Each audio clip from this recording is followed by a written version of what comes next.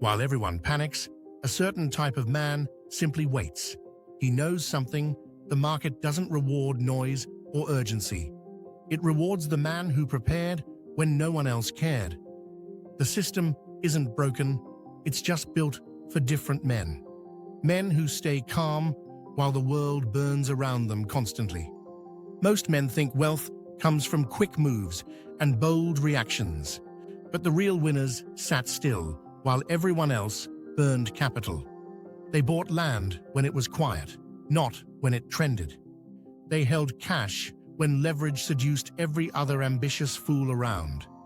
This isn't about intelligence, it's about emotional architecture and sovereign positioning. The market punishes the frantic and elevates the psychologically disciplined man. Let me tell you what nobody wants you to understand clearly. The system doesn't crash for everyone, it transfers wealth to prepared. And the transfer always happens when everyone else is emotionally compromised. Panic is expensive. Calm is the most asymmetric edge you'll own.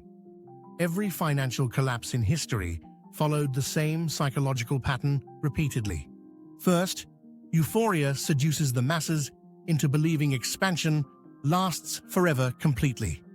Then reality fractures that illusion and reveals who understood the game. In 2008, fortunes didn't vanish, they just changed hands. The men who lost were over-leveraged, overconfident, and emotionally invested deeply. The men who won were liquid, patient, and psychologically detached entirely. They weren't smarter, they were calmer under conditions that destroyed weaker. Here's what the average man doesn't grasp about wealth and sovereignty. Preparation isn't paranoia, it's the most powerful form of masculine respect. When you prepare, you signal to yourself that your future matters. You tell the universe you refuse to be a victim whatsoever. Most men operate in reactive mode their entire lives without realizing. They respond to the world instead of architecting the world themselves. They panic when markets drop because they never built emotional buffers.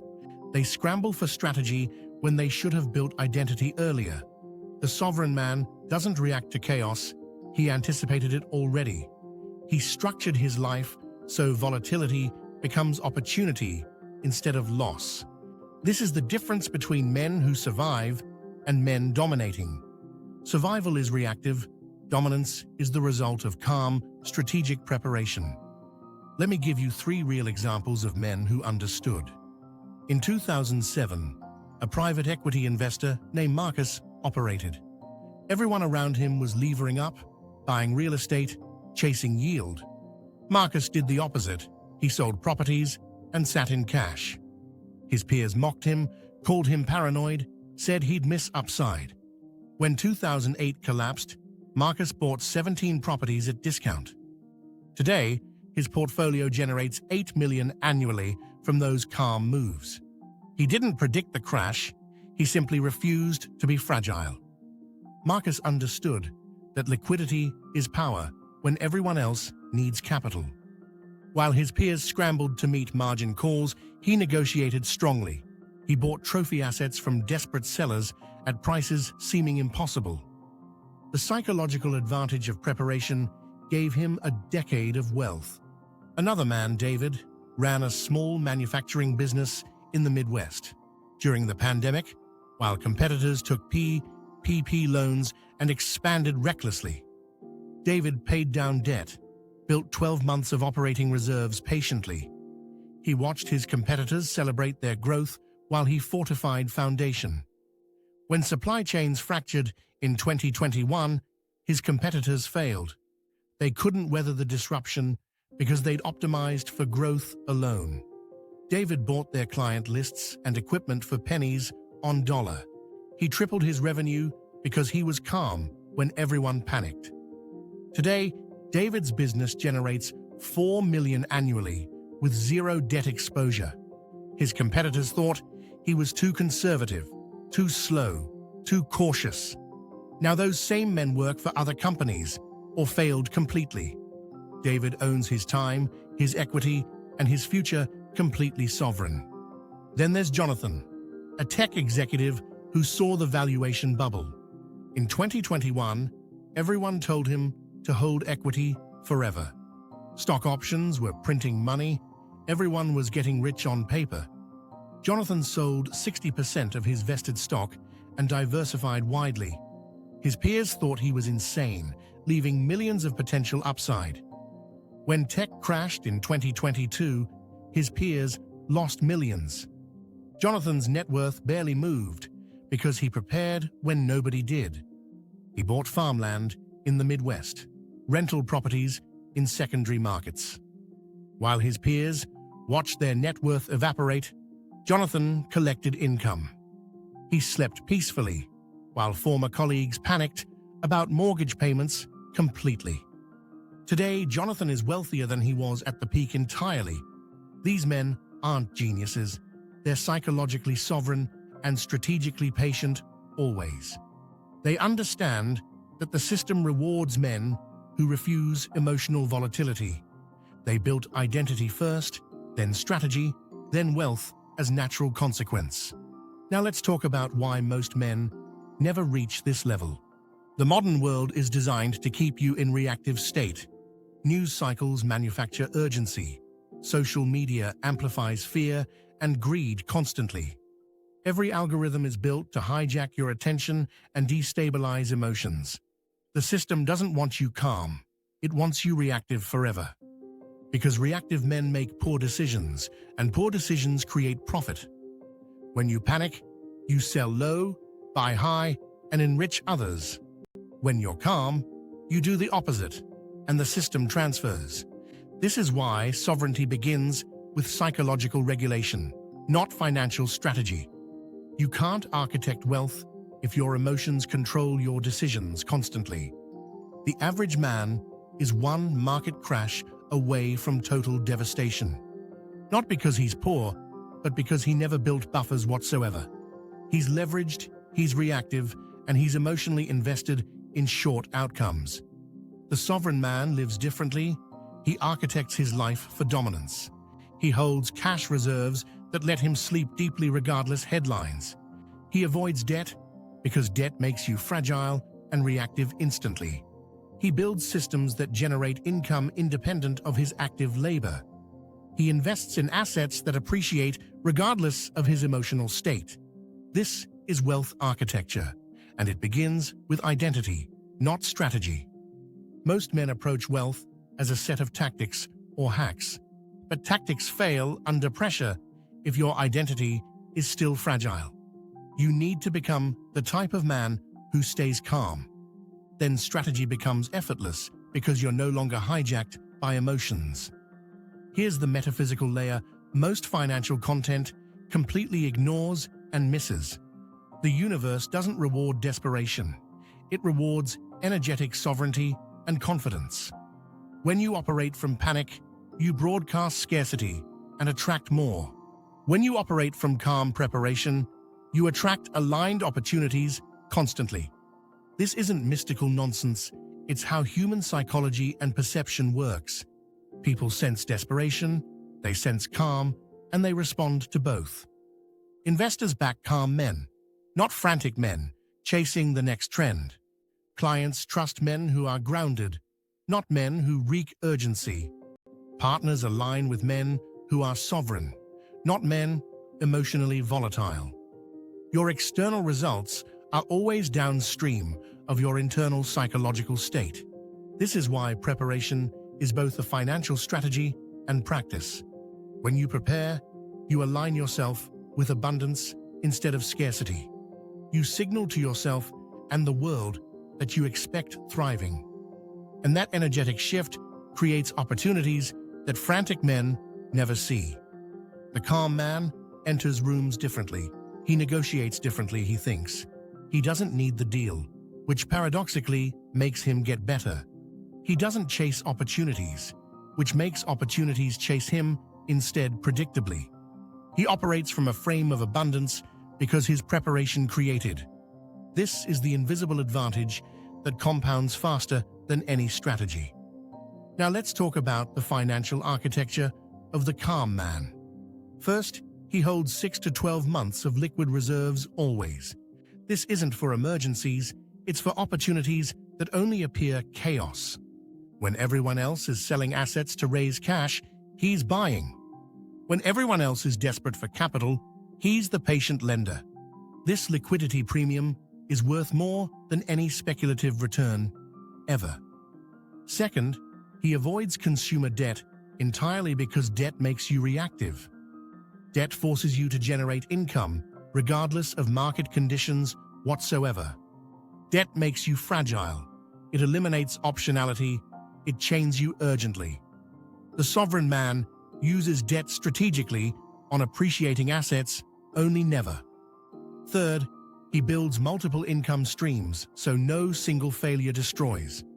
One business, one investment property, one consulting retainer, one royalty diversified.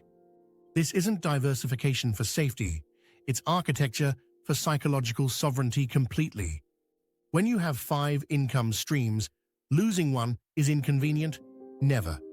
Fourth, he invests in hard assets that appreciate independent of sentiment.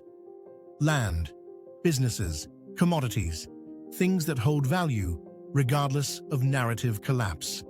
These assets can't be inflated away, can't be hacked, disappear overnight. They're boring, unsexy, and exactly what preserves wealth across generational timelines. Fifth, he architects his life for optionality, not for linear growth. Optionality means he can wait, pivot, or act without desperation driving. He can hold cash for 3 years, waiting for perfect deal.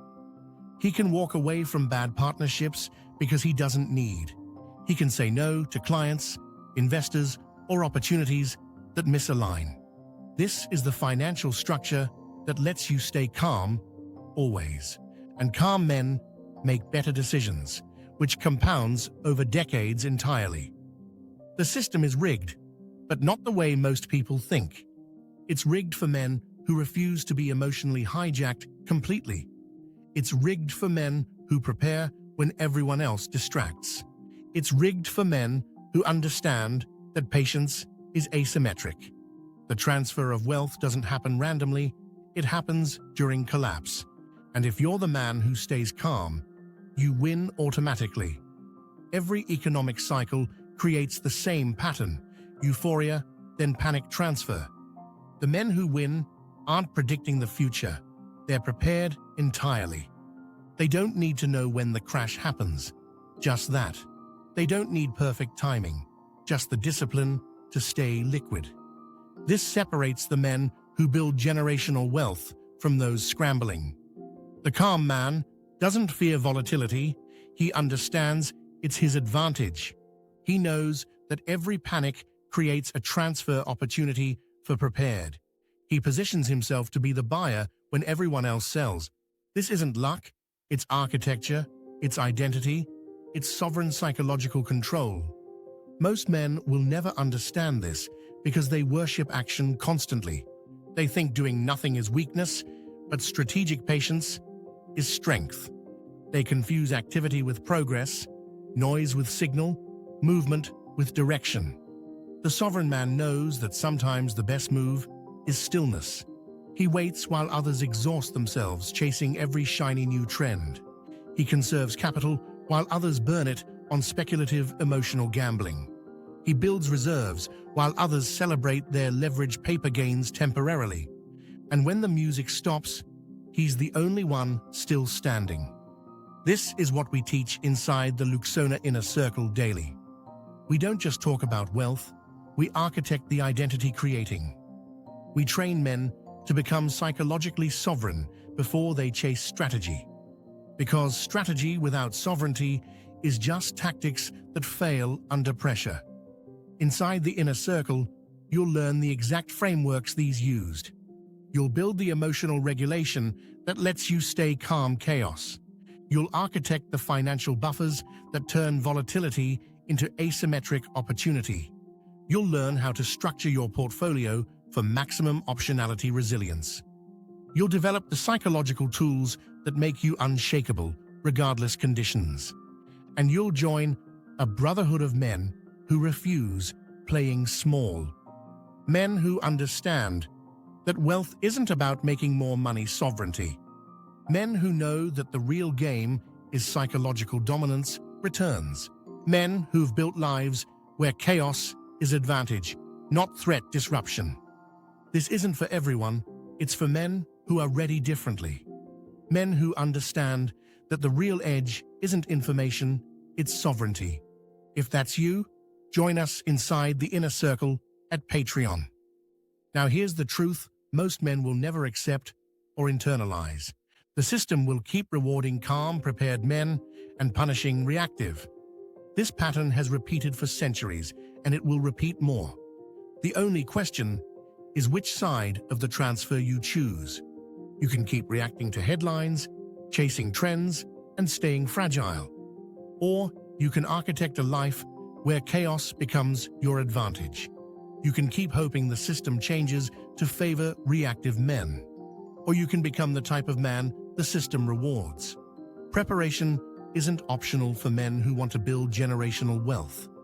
It's the baseline requirement for anyone serious about dominating their reality.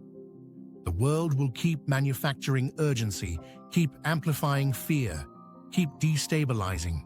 But you don't have to participate in that game anymore today. You can choose calm, you can choose preparation, you can sovereignty. And when the next transfer happens, you'll be the man winning. Because while everyone else panicked, you simply waited and prepared. You built reserves when it was boring. You stayed liquid, unfashionable. You became psychologically sovereign when everyone else chased dopamine hits excitement. And now, you're positioned to dominate the next decade while rebuilding. The calm, prepared man doesn't hope for good outcomes, heed them. He doesn't pray the market cooperates, he's ready for anything. He doesn't need perfect conditions, he creates advantage from any condition. This is the difference between men who hope and men dominate. Hope is passive. Dominance is the result of deliberate sovereign preparation. You've been conditioned to believe that action always beats inaction completely. But the wealthiest men in history knew when to move. They knew that preservation of capital matters more than chasing returns. They knew that emotional regulation creates more wealth than any strategy. They knew that the man who panics last wins the game. And they structured their entire lives around maintaining that psychological advantage. This is the advantage of the calm, prepared man. Unstoppable, unshakable. Welcome to Luxona, where men refuse to play small.